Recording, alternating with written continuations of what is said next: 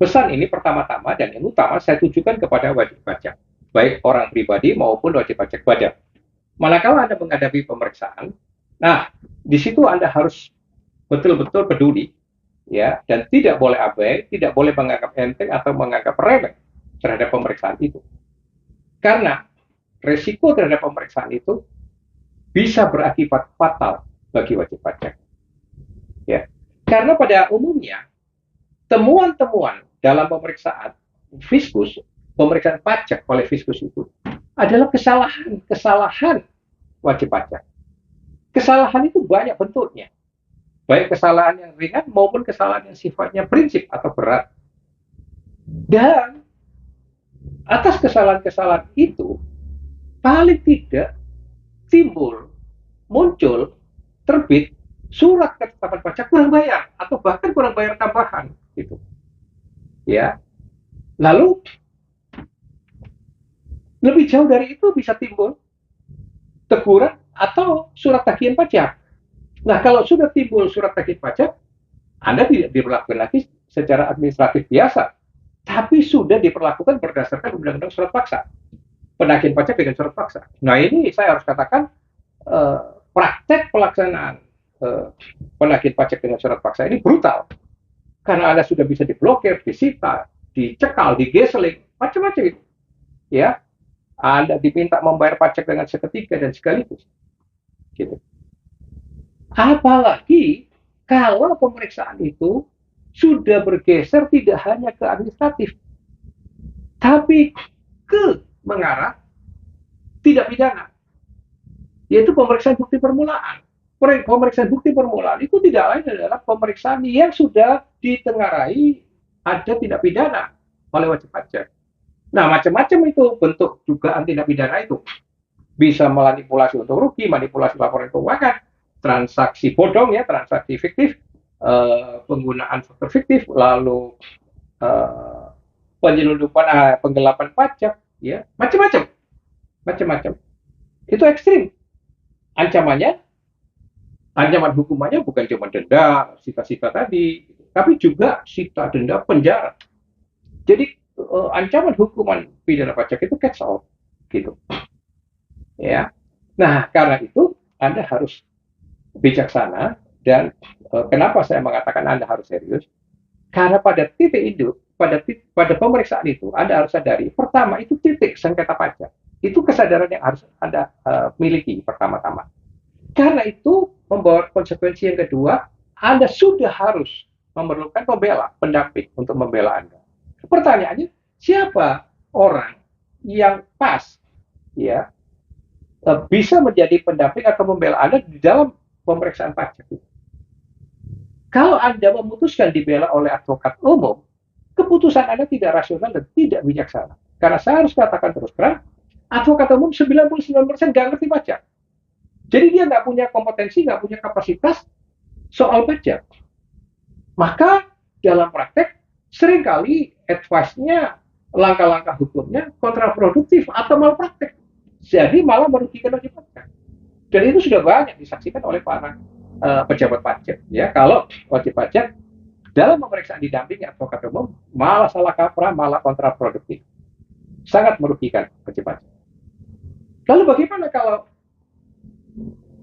konsultan pajak yang mendampingi Anda?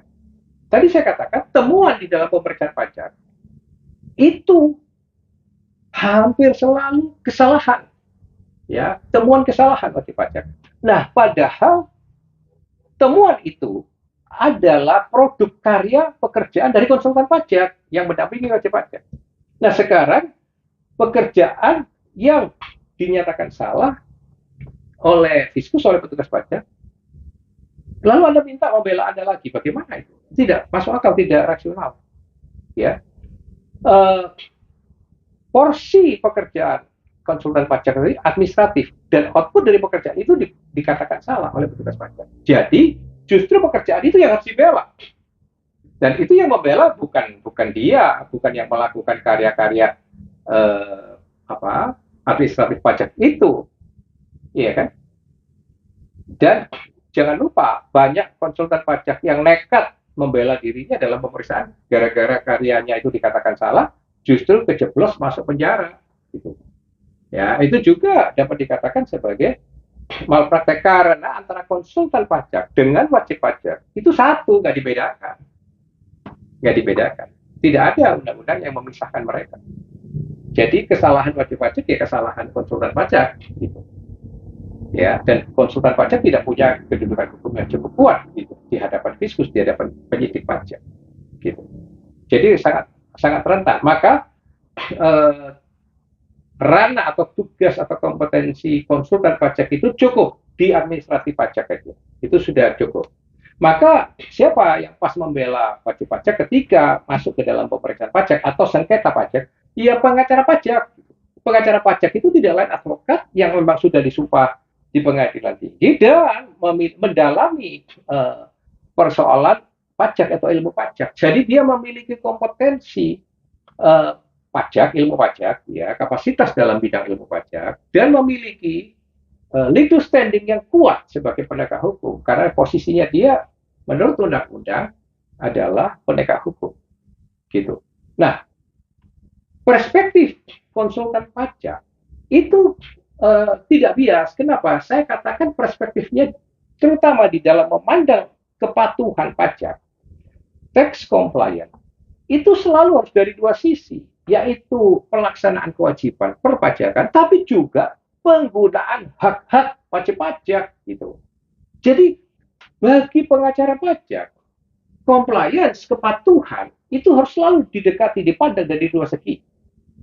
Penggunaan hak dan pelaksanaan kewajiban. Tidak boleh hanya salah satu. Itu tidak fair dan tidak adil. Ya, pandangan pengacara pajak terhadap tax compliance harus dari penggunaan hak dan pelaksanaan kewajiban. Artinya itu harus memandang dengan seimbang. Wajib pajak itu punya hak yang layak dibela, gitu. Yang memang pantas untuk tetap dihormati dan dibela, ya, yang tetap pantas mendapatkan perlakuan yang setara dengan pihak diskusi. Dan itu hanya bisa diupayakan oleh pengacara pajak. Ya, mengapa saya sampaikan ini? Karena ini berdasarkan pengalaman. Banyak sekali orang-orang yang menjadi klien saya itu setelah tadi salah kaprah, gitu, didampingi advokat umum malah rugi, didampingi konsultan pajak malah hancur. Ya, mereka di dalam posisi injury time, posisi di dalam yang sudah seringkali sekarat di hadapan petugas pajak, gitu. Maka saya prihatin. Itu kenapa? Itu hanya karena kesalahan pengambilan keputusan. Siapa yang mendampingi, siapa yang membela dia sejak titik awal mengalami sengketa pajak itu. Nah, karena kalau saya lihat banyak kasus pajak yang saya review sebenarnya ketika di titik awal itu didampingi oleh orang yang pas, yaitu pengacara pajak yang kompeten, yang punya kapasitas dan punya integritas di situ, singkatnya pengacara pajak yang profesional, maka seringkali nasib wajib pajak itu masih bisa diselamatkan jauh lebih baik daripada dia kebablas. Ya, itu pesan saya kepada wajib pajak dan salam merah putih.